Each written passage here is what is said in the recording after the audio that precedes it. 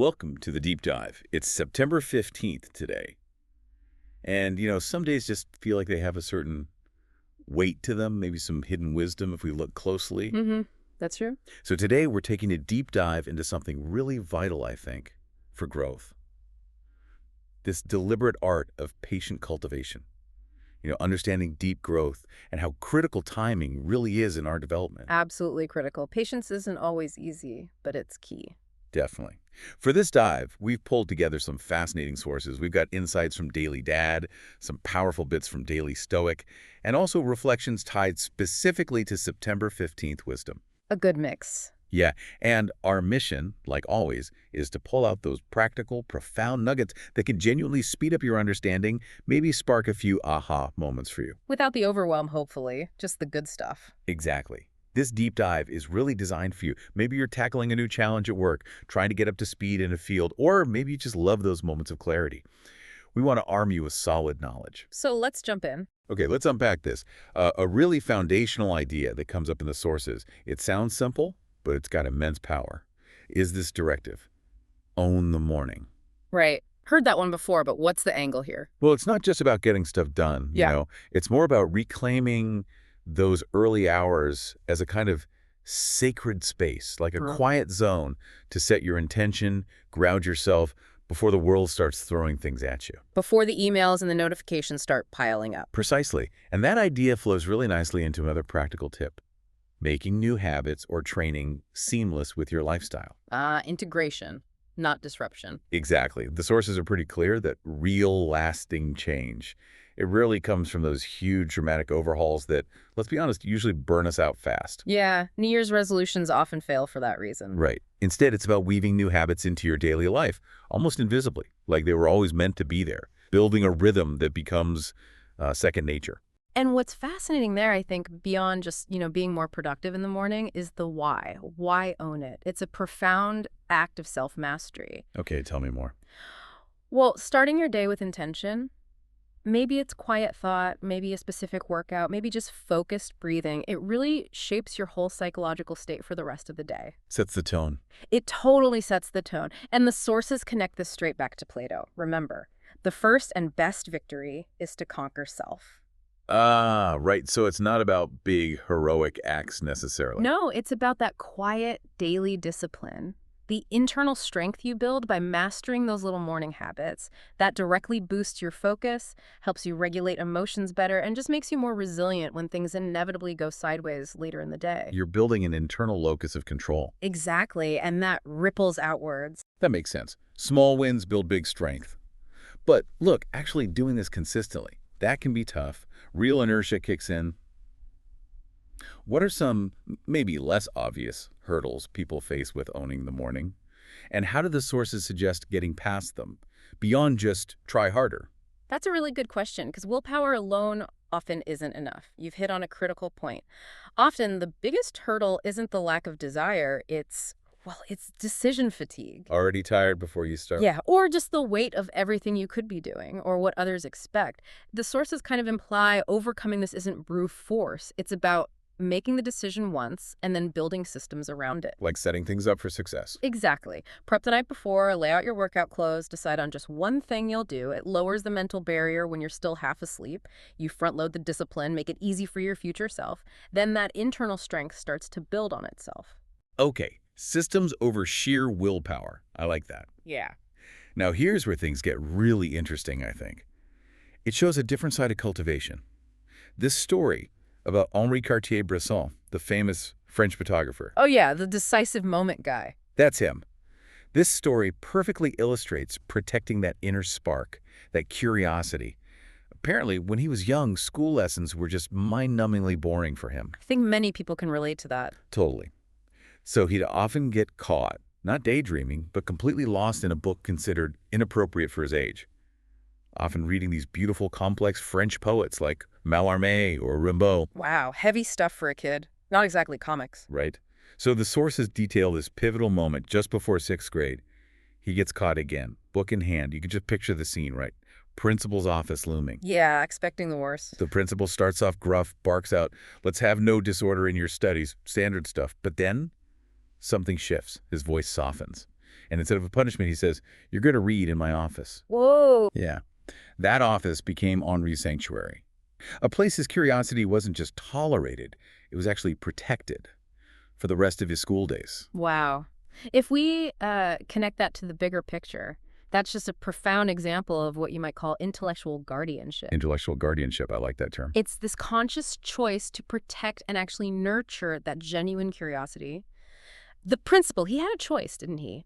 Enforce the rules, crush what looked like disruption, War. or recognize something deeper was happening. Real, authentic learning. His foresight, his willingness to kind of bend the rules for genuine development, that was transformative. So the disorder wasn't really disorder. Exactly. It was fertile ground for his genius, those inappropriate poets. They almost certainly shaped his artistic eye, his incredible sense of composition, his knack for seeing beauty in everyday moments. It's a huge lesson then for anyone in a position of influence, parents, teachers, managers. Absolutely. Our role isn't always just to enforce order. Sometimes it's about making space for genuine interest, even if it looks messy or unconventional. That's where breakthroughs can happen. That's such a powerful way to think about leadership or even parenting. But it brings up a tricky point, doesn't it? Yeah. How do you balance that need for structure, which systems usually demand, with this responsibility to protect curiosity when it looks a bit off-piste? Yeah, it's a delicate dance. And the sources don't give a simple formula, but they definitely lean towards, protecting the spark. The key seems to be discernment. Okay, so not just ignoring the rules, but judging wisely. Right. The principal didn't just let Henri run wild. He observed him, saw the depth of his interest, and then strategically made space for it. It's about looking at the quality of the disorder. Is it just messing around, or is it deep focus on something else? So for us, listening. It might mean carving out time for your own unconventional learning, protecting that. Or if you manage people, maybe asking why someone's doing something differently before jumping in to correct them. It means pausing that immediate judgment and looking for the potential underneath. Okay, that makes sense. Discernment, not just tolerance. So we've owned the morning, we've protected our sparks. Yeah. What about the pace of growth? This next piece of wisdom from Epictetus, it's kind of a cautionary tale, uses garden analogy. Wow, Epictetus, always insightful. He says a seed has to be buried, hidden away, and grow slowly to mature properly. He warns quite starkly that if the grain sprouts before the stalk is fully developed, it will never ripen. And then displaying fruit too soon, and the winter will kill you.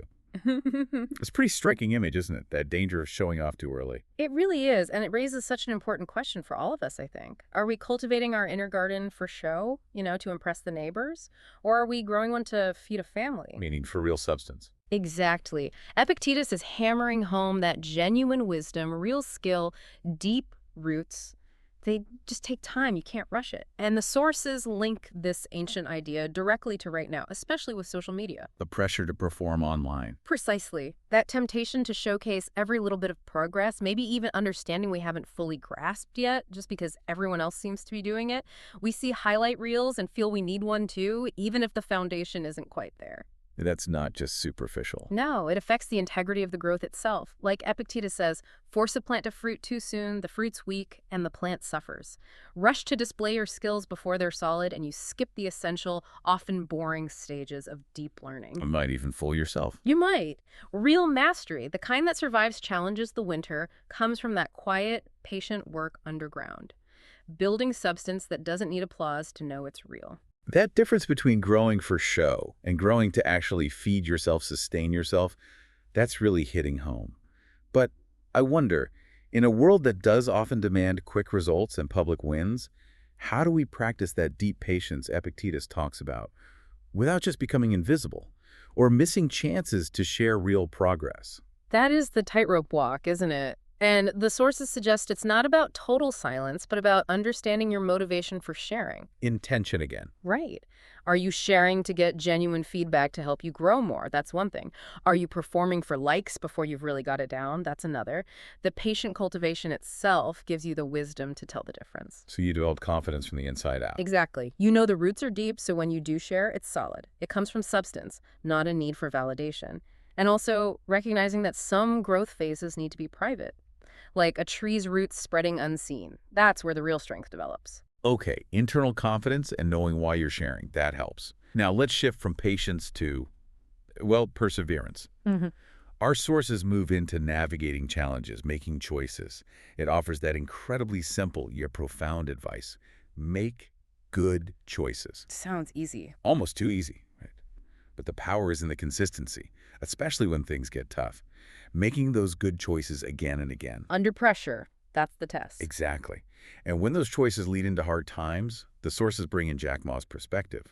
Super powerful quote. Today is hard, tomorrow will be worse, but the day after tomorrow will be sunshine. Oof, that middle part is rough. Tomorrow will be worse. It is. It's not just wishful thinking. It acknowledges the grind, the dip, before the breakthrough. And Jack Ma's quote, it's not really about just gritting your teeth and being stubborn, is it? It's more about that patient endurance, understanding that growth, real innovation, it often follows these cycles. Including the worst part. Including the worst part, that tomorrow will be worse bit. That's often what people call the trough of despair, or the messy middle. Initial excitement fades, things get really hard, progress feels slow. That's where most people bail. Right, when it's about to get better, maybe. Often. The sources suggest that recognizing this cycle, knowing that the worst day might actually mean you're close to turning a corner, that's what separates the cultivators from those who give up too soon. And this links back to our internal state, doesn't it? Beautifully. It connects right to that internal battle, like the saying, a head full of fears has no space for dreams. Oh, fear. Fear messes us up in two main ways, right? Either it makes us rush, we act prematurely, show something before it's ready because we fear being left behind. The displaying fruit too soon problem again. Exactly. Or fear paralyzes us. We're so afraid of failing or being judged that we don't experiment, we don't take risks, we don't grow at all. So the paradox is, You need immense patience with yourself while those roots grow deep, but you also need the courage to stand up for what you believe in, even if it means standing alone. And at the same time, the wisdom to maybe keep your plans, your philosophy kind of close to your chest for a bit. protect it while it's developing. Yeah, until those roots are really strong, until you've weathered a few of those worst tomorrows and earned that sunshine. That idea of a head full of fears. So relatable. We've all felt that, I think. Where anxiety just squeezes out any room for creativity or taking a chance. Yeah. It really shows how conquering ourselves inside is linked to what we achieve outside. How do we, practically clear that mental space when fear starts creeping in? Well, the sources suggest it starts with just noticing it. Awareness. Recognizing fear often for what it is, usually a story about a possible bad future, not what's happening right now. Naming it. Naming it helps. And then practically connecting back to owning the morning, consistently practicing small acts of courage or discipline. Every time you choose focus over distraction or patience over showing off too soon, you're basically rewiring your brain for resilience. Building up those mental muscles. Exactly. Yeah. So when real fear hits, you've got some internal structure to rely on. It's not about never feeling fear. It's about learning to act with it. Knowing growth is usually on the other side of that discomfort. And that standing alone bit is key to believing in your path even before others see the results. Acting despite the fear. Building resilience through small wins. Okay. So bringing this all together. Our actions, even the quiet internal ones, they don't happen in a vacuum, right? They affect things. The sources encourage us to enjoy each ripple in life and keep calm and be graceful. Lovely sentiments, but deeper than just niceties. Yeah, they point to how interconnected everything is. The ripple metaphor is just perfect here, isn't it? Real development, it isn't just a straight line forward. It spreads out like ripples on a pond. Every choice, every moment of quiet cultivation, every time someone protects curiosity, it creates waves. Waves we might not even see. Often. Think back to that principle in Henri Cartier-Bresson, that one decision in a busy school day, seemingly small, But the ripple. huge, a world-famous artist whose work touched millions. It reminds us that every single interaction, every choice we make, it's an opportunity. We can either protect potential or crush it. We can deepen roots or rush to display. And our internal state influences that choice. Absolutely. Our own calm, our grace, it radiates. When you cultivate patience and courage inside yourself, that naturally comes out in how you treat others. You foster growth, you don't stifle it. Your personal journey of cultivation, it's actually a contribution to the whole system. Wow. What a journey we've covered today. So many connected threads. The power of owning your morning, starting with self-mastery. That intellectual guardianship, protecting curiosity, so vital. The wisdom of patience. Growing for substance, not just show. resisting that premature display. The courage to make good choices, face fears, understand those tough cycles like Jack Ma described. And finally, seeing how it all connects, the ripple effect of our deliberate actions, shaping more than just our own lives. And maybe here's a final thought, something for you to really chew on. That decisive moment Henri Cartier-Bresson was so famous for capturing. It's not just about clicking the shutter at the perfect millisecond. It's about what came before. Exactly. It's a reflection of all the deep, unseen preparation, the patient cultivation that happened before that moment. Thousands of hours looking, learning light, refining his eye. That's what makes mastery possible. It's about doing the internal work so you're ready when the light finds you. Creating the conditions for the moment. Precisely. Trusting that the seeds you bury in the dark, they will find the light eventually. And those roots spreading unseen, they'll support something amazing. Those breakthroughs, those decisive moments in our own lives, they're almost always the result of the longest, quietest cultivation. So the invitation to you, listening, is to tend your own gardens. Trust your growth process. Keep making those good choices and really embrace that beautiful, patient, often hidden journey of cultivation. Thanks for joining us on this deep dive. Yeah, thanks for tuning in. We'll be back soon with another one.